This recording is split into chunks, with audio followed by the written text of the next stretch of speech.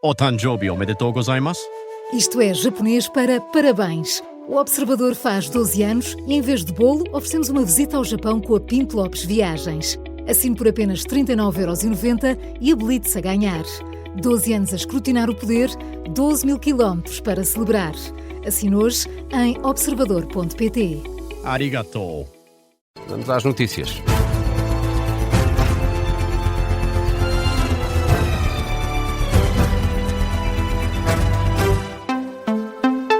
Jornal das 4 com Luís Soares. Luís, continua o reforço de meios no combate a um incêndio num armazém na zona industrial de Via Longa, em Vila Franca de Xira, e há já a registrar um ferido ligeiro. Foi um bombeiro que teve de ser assistido no local, é considerado ferido leve, foi transportado para o hospital de Vila Franca de Xira, é o que adianta a Rádio Observador, fonte do Comando de Operações da região de Lisboa. A esta hora, no Teatro de Operações, estão cerca de 130 operacionais, entre bombeiros, GNR e INEM, estão apoiados por cerca de 50 viaturas. Um fogo que começou na cobertura deste armazém na zona industrial de Via Longa, já alastrou também para um armazém adjacente, sendo que os funcionários foram imediatamente retirados do local. As imagens que chegam deste incêndio mostram uma enorme coluna de fumo intenso. Até o momento não está a dificultar a circulação na A1, sendo que o fumo está bem perto da autoestrada, nomeadamente ali na zona das portagens de Alverca. Este incêndio acontece na mesma zona de um incêndio no início do mês. Os mesmos armazéns já tinham sido afetados por um incêndio que tinha levado também na altura à retirada de dezenas de trabalhadores, um fogo que, como agora, teve também na altura origem na cobertura de um edifício. O Ministério da Administração Interna rejeita ilegalidades na gestão da rede Ciresp durante a presidência de Paulo Viegas Nunes, que hoje regressa ao lugar, e destaca a competência do Presidente. Foi numa resposta enviada à agência Lusa. O Ministério da Administração Interna avança que não existe qualquer impedimento que ponha em causa a idoneidade para as funções de Paulo Viegas Nunes.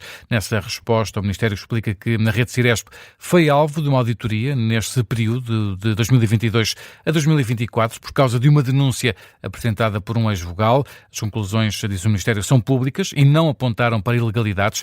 As desconformidades de procedimentos que foram identificadas na altura foram integralmente corrigidas, conforme é referido no relatório. Esta é a reação do Ministério à admissão do secretário-geral adjunto do MAI, António Pombeiro.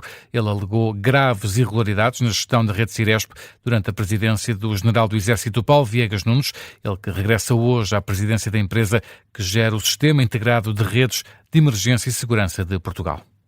O líder do PS era ministro da Administração Interna, precisamente quando Paulo Viegas Nunes esteve à frente do Ciresp entre 2022 e 2024. E saiu hoje em defesa do presidente do Ciresp. José Luís Carneiro espera que o responsável não esteja a ser prejudicado de forma intencional e deixa elogios. Sempre vi nele um servidor do Estado.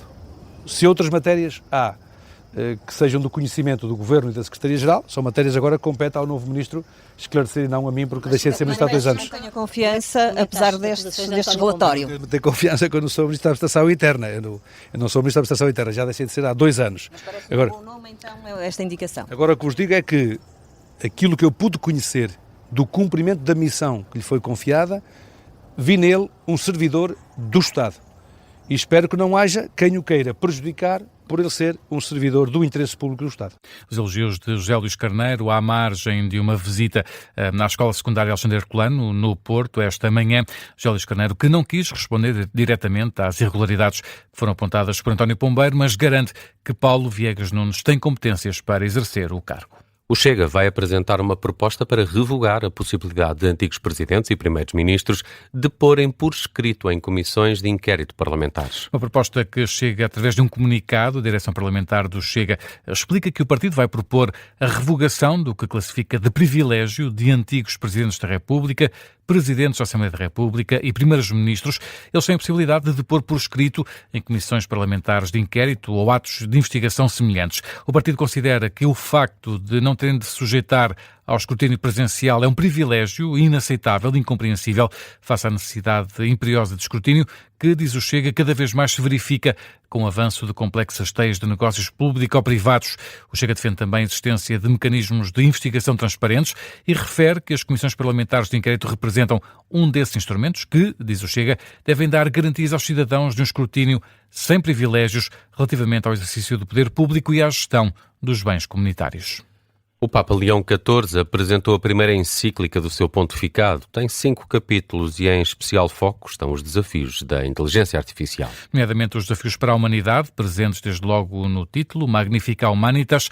Leão XIV deixa duras críticas ao uso de ferramentas de inteligência artificial em questões que exigem critério humano, por exemplo, a seleção de quem tem acesso a determinado serviço ou trabalho.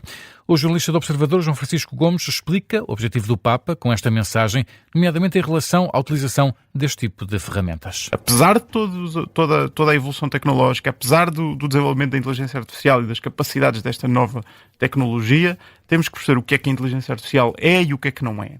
E o que é que não é? Não tem uma consciência moral, não tem capacidade afetiva, não é humana. E não sendo humana, nunca poderá ajudar os humanos, mas nunca poderá ser o que os humanos são.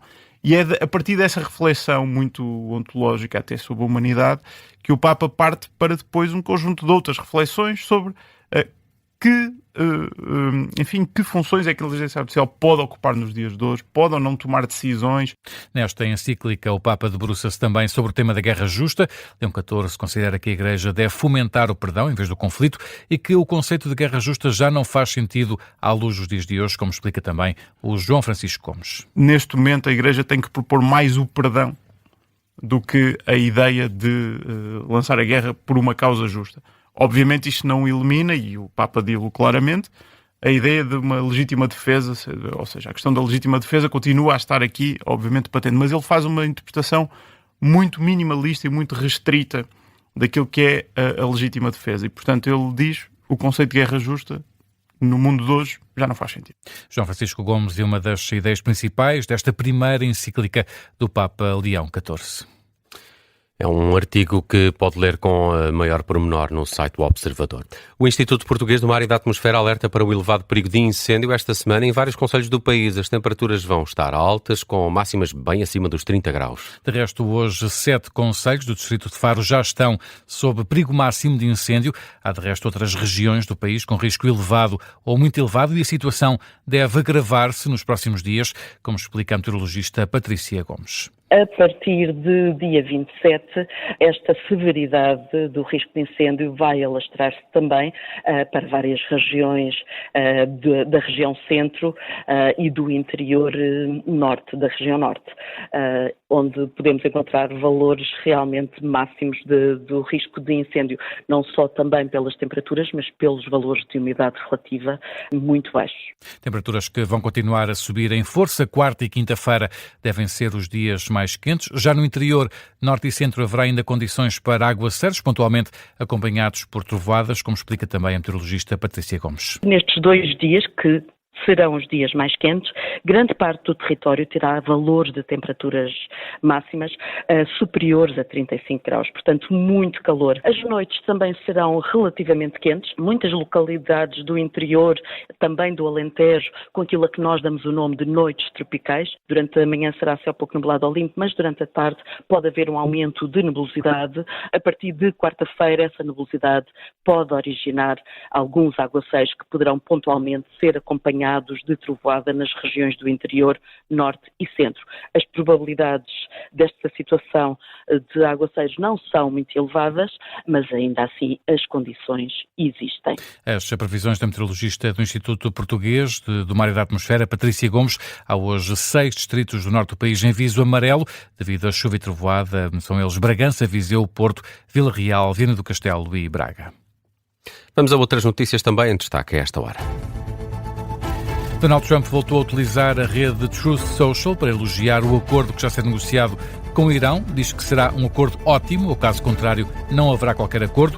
Nessa mesma publicação, Donald Trump critica os democratas, sobretudo o antigo presidente Barack Obama. Diz que este será um acordo totalmente oposto do acordo internacional sobre o programa nuclear iraniano que foi assinado em julho de 2015. O Irão admite que há um acordo numa larga quantidade de tópicos em discussão com os Estados Unidos, mas diz também que não está ainda iminente oficialização desse entendimento. É o que adianta o porta-voz do Ministério iraniano dos Negócios Estrangeiros. O responsável confirma que já está concluída a discussão de vários pontos, mas isso não significa que esteja para breve a assinatura de um acordo, mas nem tem sequer garantias de que os Estados Unidos irão honrar esses compromissos. Subiu para 4 o número de mortos na sequência da derrocada de um edifício em construção nas Filipinas. A derrocada aconteceu este fim de semana, também destruiu parcialmente um hotel vizinho. Os números anteriores davam conta de uma vítima mortal e de 19 desaparecidos.